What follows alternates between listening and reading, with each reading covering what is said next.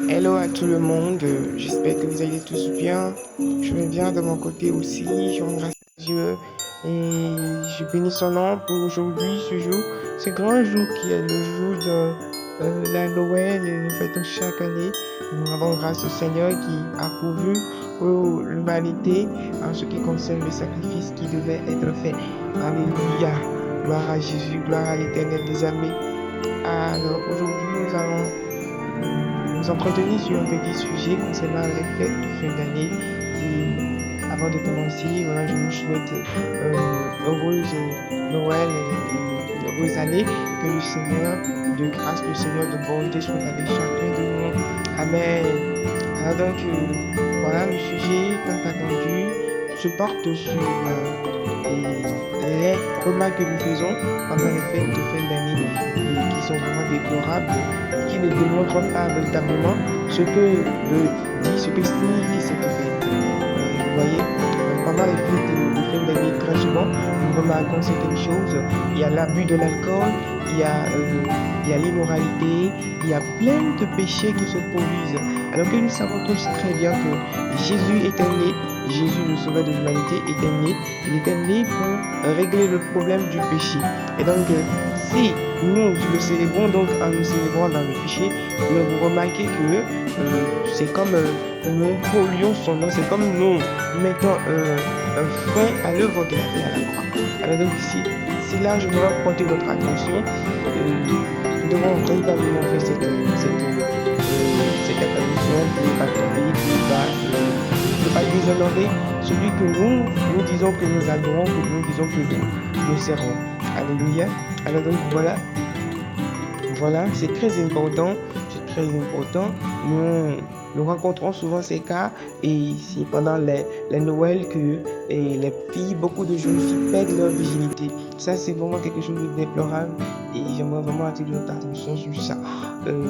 Les fêtes de fin d'année, en temps normal, les fêtes de fin d'année devraient être des fêtes de repentance. Oui, vous voyez, c'est des moments de Noël, des moments de repentance, des moments où nous réconcilions avec Dieu, des moments où nous reprenons notre relation avec Dieu, tout ce que nous avons perdu dans le temps, dans le passé, et nous reprenons la relation avec Dieu et nous recommençons avec une nouvelle base. C'est ça, oui, c'est le moment de se rattraper de tout ce qu'on n'a pas pu faire pour le Seigneur pendant toute l'année. Mais malheureusement, ce que nous faisons, c'est ça qui est encore pire. Vous voyez, nous livrons à l'alcool, nous livrons à des excès, à des vices, nous livrons à l'immoralité, ce qui n'est pas du tout parce que nous sommes de mort. Alors voilà, j'aimerais vraiment que nous puissions pouvoir tenir sur la rencontre. C'est très important de pouvoir quitter 2025 parce que nous savons qu'en entrant dans une nouvelle année, nous entrons avec de nouveaux engagements. Vous voyez, de nouveaux engagements, c'est très important de le faire. C'est très très important de le faire. Et il ne faut pas passer toute une année dans le péché, dans la désobéissance. Et même la fin de l'année, on va encore et continuer à désobéir au Seigneur. Et continuer à désobéir au Seigneur. Et voilà, je vois vraiment que nous puissions comprendre cela. Et les fêtes de fin d'année, les fêtes nous allons nous rencontrer, nous allons nous livrer, toutes sortes de choses, et nous allons marcher dans la fidélité pour le Seigneur. Que ce soit le temps où nous déchargeons nos fardeaux, le temps où nous laissons, nous abandonnons les colères, nous abandonnons tout ce qui est mauvais et nous nous tournons vers le Seigneur. Le temps où nous partageons l'amour entre nous, le temps où nous transformons toutes choses en bien.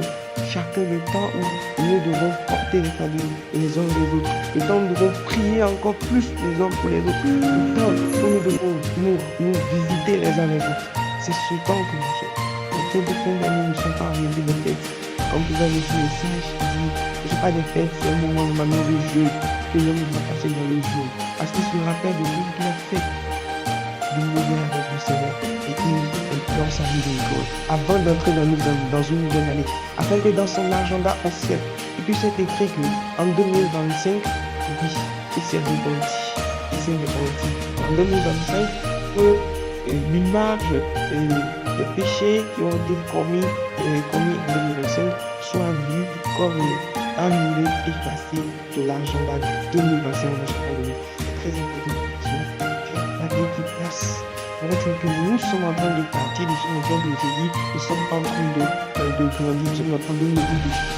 Vous voyez, et nous devons vraiment prendre sauver notre relation avec le Seigneur, nous devons prendre sauver notre âme. C'est très important, mes frères et sœurs, c'est très important. Je me suis trouvé vraiment obligé de parler là-dessus parce que j'ai vu que c'est vraiment déplorable. Alors donc, avant d'entrer dans la nouvelle année, j'invite chacun de nous à prendre de nouveaux engagements avec le Seigneur, à revenir, ceux qui sont perdus, à revenir vers lui. Ce n'est pas le temps de se payer, de prendre de l'encore. Ce n'est pas le temps de se saouler, car vous pourrez être en train de vous saouler et le Seigneur va nous dire comment pouvez-vous aller avec lui. C'est possible. Donc, mon prédiction pour nous aujourd'hui, soyons vraiment des gens prêts pour le Seigneur. Oui, dévorons pour le Seigneur, restons sur ses voies et ne nous détournons pas de ses sentiers. C'est très important, mes frères et sœurs. Alors, mon dernier message, encouragement pour chacun de nous, avant de finir la nouvelle année, je vous souhaite une heureuse année. Prenez soin de vous, donnez à ceux qui n'ont pas mangé autour de vous, tous ceux qui souffrent parmi vous, donnez-les, ne les laissez pas, ne les abandonnez pas. Et le Dieu de grâce va nous aider, va nous repenser chacun de nous dans le nom de Jésus. Alors donc, dans dans le livre de Philippiens, chapitre 3, versets 13 et 14, l'apôtre Paul nous dit que il oublie tout ce qui est en arrière et il se dirige vers le but. Il focus, il reste focus sur le but. Et le but ici, c'est 2026. J'aimerais vraiment nous exhorter à oublier tous les temps de douleur, les temps de difficultés que nous avons passés, nous avons traversé en 2025, tout ce que nous avons eu à traverser de mauvais, oublions ça et enregistrons tout ce que le Seigneur a fait de bon. Tous les temps où nous avons souri, nous avons ri, enregistrons cela. Et que cela soit ce qui nous va nous accompagner en 2026. Laissons les fardeaux de 2025 en 2025 et retournons-nous maintenant en 2026 avec de nouveaux vêtements, une nouvelle vie, un nouveau cœur. Les frères et sœurs, c'est très important. C'est très important pour notre bien-être parce que un cœur qui est abattu peut facilement périr, peut pas facilement sombrer dans la dépression. Et c'est très important pour nous de pouvoir véritablement préserver notre cœur. Alléluia. J'espère que vous comprenez que le Seigneur vous fortifie, que la grâce de Dieu soit avec chacun de nous. Et n'oubliez pas, les fêtes, ce ne sont pas des fêtes où nous vivons à n'importe quoi. Ce sont des fêtes pour rendre grâce à Dieu. Et Dieu nous dit, quel que soit ce que vous faites, dans ce monde, faites tout pour la gloire de Dieu. Faites tout pour la gloire de Dieu. Et l'apôtre Paul disait que, il est temps, c'est le temps de vous réveiller du sommeil, car le salut est plus proche de nous que lorsque nous avons cru. Oui, mes frères et sœurs, 2026 est plus près de nous maintenant. Et je prie que la grâce de Dieu nous aide à tenir fermement jusqu'à la fin. Que le Seigneur vous bénisse. Amen.